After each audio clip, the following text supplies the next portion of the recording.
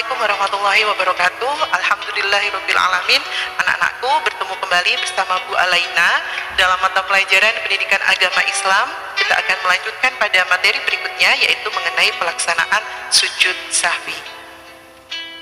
Sebelum kita memulai untuk pembelajaran hari ini, mari kita berdoa terlebih dahulu. Ta'awud basmalah bersama-sama. A'udzu billahi minasyaitonir rajim. Bismillahirrahmanirrahim. Rabbi zidni ilma warzuqni fahma waj'alni minas sholihin. Saat melaksanakan sholat, terkadang kita lupa jumlah rakaat yang telah dilaksanakan. Hal tersebut menimbulkan keraguan dalam sholat. Apa yang harus dilakukan seorang muslim dalam keadaan tersebut? Haruskah ia mengulang sholat dari awal? Nah, anak-anakku, mari kita belajar bersama mengenai pelaksanaan sujud sahwi.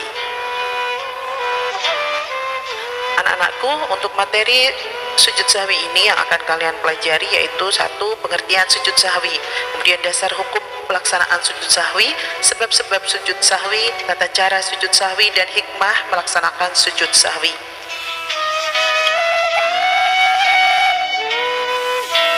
Pengertian sujud sahwi. Kata sahwi berasal dari bahasa Arab as-sahwu, yang berarti lupa terhadap sesuatu dan lalai darinya, serta cenderungnya hati kepada selainnya. Sujud sahwi dilakukan ketika seseorang lupa mengerjakan salah satu gerakan yang diwajibkan dalam sholat. Sujud sahwi merupakan salah satu bentuk rukhsah atau kemudahan yang diberikan Allah kepada umat Islam. Dengan adanya sujud sahwi, umat Islam tidak perlu mengulang sholat saat ia ragu telah meninggalkan salah satu rukun sholat atau ragu pada jumlah rakaat sholat. Kemudian dasar hukum pelaksanaan sujud sahwi seperti yang terlihat pada slide berikut ini merupakan salah satu hadis tentang pelaksanaan sujud sahwi. Hadis ini menjelaskan perintah melaksanakan sujud sahwi saat seseorang ragu dalam menentukan jumlah rakaat sholat yang dilaksanakan. Sebab-sebab sujud sahwi. Sujud sahwi dilaksanakan saat seorang muslim terlupa atau tidak sengaja meninggalkan salah satu rukun atau rakaat sholat. Beberapa keadaan yang menyebabkan seorang muslim melakukan sujud sahwi diantaranya: 1. Lupa meninggalkan salah satu rukun sholat seperti lupa melakukan ruku, i'tidal, atau sujud. Yang kedua yaitu lupa atau ragu jumlah rakaat. Ada kalanya seseorang ragu telah melaksanakan 3 atau 4 rakaat. Dalam keadaan seperti ini, Rasulullah Shallallahu Alaihi Wasallam menganjurkan untuk memantapkan hati pada salah satu jumlah rakaat yang paling diyakini, kemudian melaksanakan sujud sahwi. Hal tersebut seperti dijelaskan pada hadis Rasulullah Shallallahu Alaihi Wasallam. Yang ketiga yaitu lupa membaca doa kunut bagi yang membiasakan membaca kunut. Yang keempat, lupa melakukan tasyahud awal. Tasyahud merupakan salah satu rukun sholat. Saat seorang lupa melaksanakan tasyahud awal dan baru mengingatnya setelah masuk rukun berikutnya, ia harus mengganti dengan sujud sahwi. Hal ini sesuai dengan hadis yang telah disampaikan oleh Rasulullah Sallallahu Alaihi Wasallam. Yang kelima yaitu kelebihan atau kekurangan dalam jumlah rakaat. Saat melaksanakan sholat, kadang seseorang melaksanakan terlalu banyak atau kurang dari jumlah rakaat yang telah ditentukan karena lupa. Saat hal tersebut terjadi, ia dianjurkan melaksanakan sujud sahwi. Demikian halnya saat seseorang lupa melaksanakan ruku atau sujud, ia dianjurkan melaksanakan sujud. Sujud sahwi dilaksanakan sebagai pengganti rakaat atau rukun yang tertinggal. Pelaksanaan sujud sahwi sama dengan sujud rukun sholat. Sujud sahwi yang dilaksanakan sebelum salam. Apabila orang yang sedang salat lupa akan bilangan sholat yang sedang dikerjakan atau lupa tidak melakukan tahiyat awal dan baru ingat sebelum dia salam. Yang pertama yaitu setelah selesai membaca tahiyat akhir, langsung sujud lagi dengan membaca subhanaman la yanamu wa la yasjud.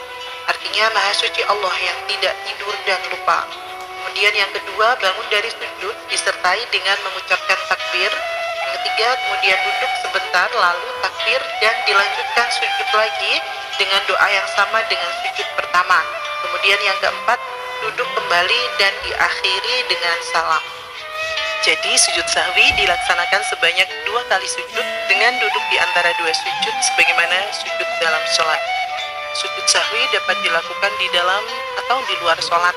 Jika ragu pada jumlah rakaat atau terlupa rukun sholat kemudian teringat ketika masih sholat, sujud sahwi dilakukan dalam sholat sebelum salam.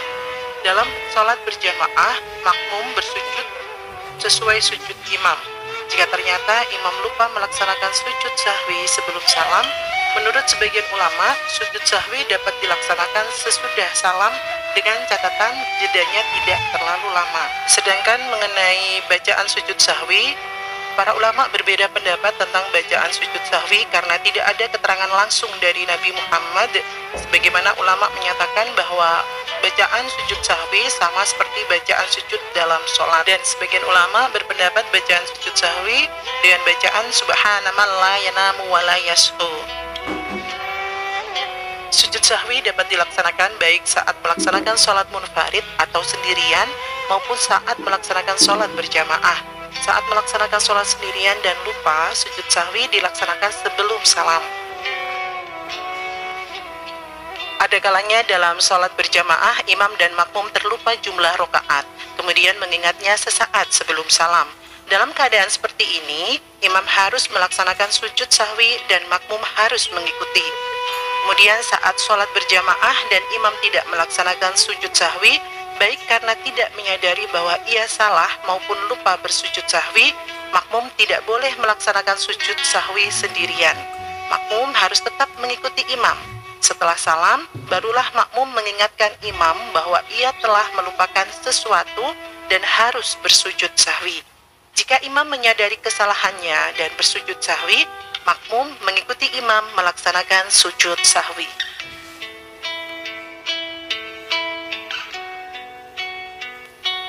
Sujud sahwi sebagai bentuk rukhsah yang Allah berikan dalam melaksanakan sholat membawa banyak hikmah bagi kehidupan umat Islam. Beberapa hikmah pelaksanaan sujud sahwi diantaranya yaitu yang pertama, tertib dalam melaksanakan sholat. Ibadah sholat memiliki syarat, rukun, dan ketentuan yang harus dipenuhi. Persyariatan sujud sahwi menunjukkan pentingnya perilaku tertib dalam melaksanakan sholat.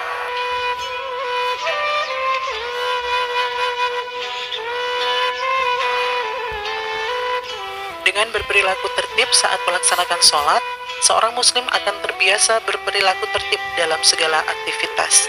Yang kedua yaitu menyempurnakan sholat.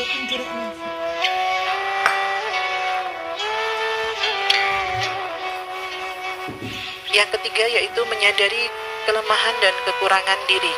Sifat lupa merupakan kelemahan dan kekurangan manusia.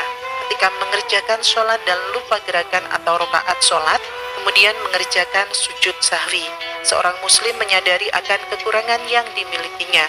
Sikap tersebut akan menghindarkannya dari sifat takabur dan sombong. Kemudian yang keempat yaitu memotivasi perilaku santun dengan meminta maaf dan memaafkan orang lain. Allah Subhanahu wa Ta'ala Maha Pengampun. Allah memberikan kesempatan kepada hambanya untuk bertaubat dan memperbaiki kesalahan. Dengan adanya sujud sahwi, seorang muslim dapat memperbaiki kesalahan yang telah dilakukan. Saat mengerjakan sujud sahwi, seorang muslim juga memohon ampunan kepada Allah atas kesalahan yang dilakukan. Seorang muslim yang melakukan sujud sahwi akan terbiasa berperilaku santun dengan meminta maaf saat melakukan kesalahan. Baiklah anak-anakku, demikian untuk pembelajaran mengenai pelaksanaan sujud sahwi. Dalam pertemuan berikutnya kita akan belajar bersama mengenai pelaksanaan sujud tilawah. Anak-anakku, demikianlah pembelajaran untuk hari ini.